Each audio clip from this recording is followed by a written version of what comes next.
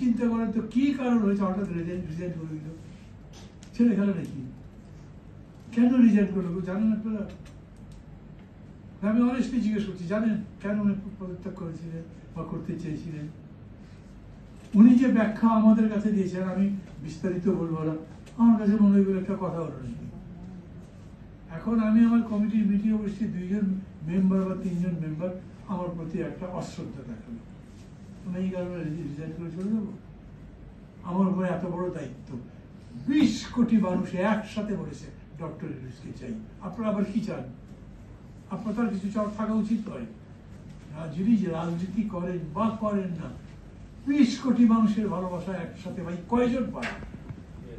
তোমরা তার রাগ করা উচিত নয়, অভিমান করা উচিত নয়। কার উপর অভিমান করবেন আপনি? কিন্তু উনি অভিমান করেছেন।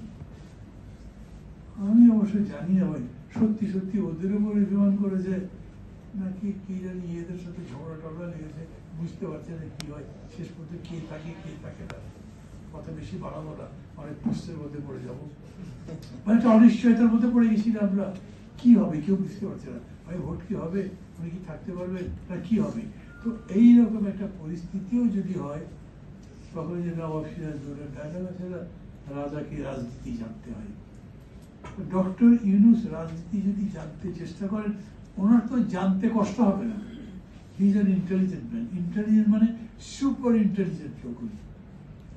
এত ঠান্ডা, এত মিষ্টি কথা বলেন এবং মিষ্টি মিষ্টি করে খুবই কড়া কথা বলতে পারেন, বিরাট যোগ্যতা। তো ওনার চিন্তা কি, সেই মানুষ যদি কোনো কারণ না তাদের উপদেশটা হঠাৎ করে আচ্ছা আমরা করিডোর দিয়ে দিলাম, নীতিগত সিদ্ধান্ত নিয়েছি, তখন মনে হয় বাচ্চা ছেড়ে চেয়ে তো বাচ্চা এরা। আপনি করিডোর দেন কিভাবে? এই দিক থেকে দেবেন, ওদিকে দেওয়ার লোকই নাই। এই রকম সবকিছু মিলে একটা অনিশ্চিত অবস্থায় আমরা বলি, ধরেন এই ইলেকটেড গভর্নমেন্টের সুবিধা কি, আপনি নির্বাচনটাও এমন করে করেন যাতে কল ব্যাক করা যায়।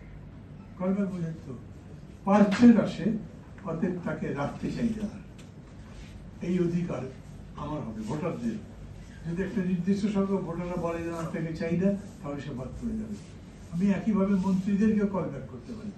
এইরকম কতগুলো সিস্টেম যদি করি, তার মানে ক্ষমতাটা এমনভাবে ভাগ হবে যাতে জনগণও একটা কর্তৃত্বের জায়গা পায়।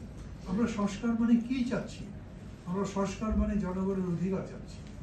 জনগণের অধিকার মানে বক্তৃতায় না, জনগণ সকল ক্ষমতার উৎস 5 বার করে লিখে দিয়েছেন কনস্টিটিউশনে।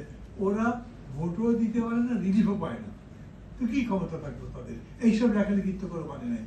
এমন হতে হবে যাতে তার এই কথা, তার বক্তব্য জাস্টিফাইড হয় এবং প্রতিষ্ঠিত হয়। For more updates, follow us on Facebook, subscribe our YouTube channel, get the latest update on www.daily-sun.com.